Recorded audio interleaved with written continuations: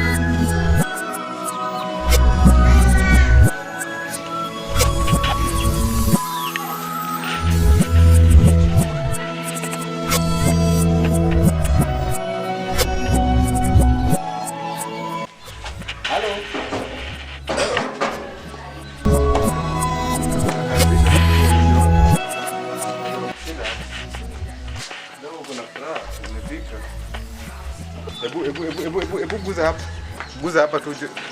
Guza vizuri. Ulikuwa unalialia nini kila siku? Nilikuwa nataka mfanyakazi. Ulikuwa unaniachia kazi nyingi, mimi nafanya kazi mpaka nachoka. Mara mtoto anasumbua, mara kupika, si kuosha vyombo. Unaona aje moyo imetulia mbali jetulia? Imetulia, nimeona imetulia. Sasa mambo mzuri. Sasa umesema mfanyakazi tu ametosha, hutaigombana tena kwa nyumba. Sitagombana tena. Ukiniletea tu mfanyakazi mimi nitakushukuru. Sure. Sure. Sure 100%.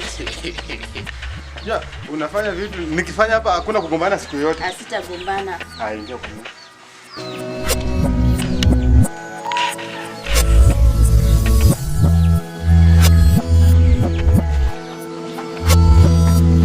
Hebu nisaidie maji hapo. Maji sija. Surprise. Nani? Umelia bwana, umelia kwa muda mrefu, unataka mfanyikazi. So nimesikia kilio chako, ni kama tu Mungu amesema nimesikia kilio chako, nimeshuka kuwasaidia. Mungu naweza sema kwa ni mfanyikazi huyu. Huyu ni mama yangu. Hebu angalia venye ni mkubwa. Wewe unapenda vitu vikubwa vikubwa alafu unaniletea huyu niambie ni mfanyikazi. Mimi sikubaliani na wewe. Wewe mama wewe. Utakaa kwa nyumba yangu. Angalia mimi venye nimkonda alafu wewe umenona hivi. Sitakubaliana na wewe. Beba tu virago vyako uondoke.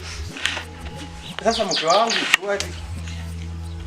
wewe ulitaka mtu wa kazi ama ulitaka mtu mkonde? Hata kama nataka mtu wa kazi, tafuta mtu mwenye tunatoshana kwa mwili, sio mwenye ananishinda hivi. Wewe unajua mali yako. Mimi nimeona huyu the best. Hata mimi nakujua tabia zako.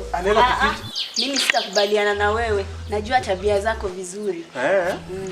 Labda utafute mtu mwenye tunatoshana na yeye kwa mwili ndio nitakubaliana na wewe. Mimi mfanyakazi wangu hawezi kuwa anatoshana na bibi yangu. Huyu sikubaliana. Hebu angalia. Kama huyu anaenda basi acha tuende naye. Enda na yeye lakini wewe usiende baki hapa. Huyu aende peke yake.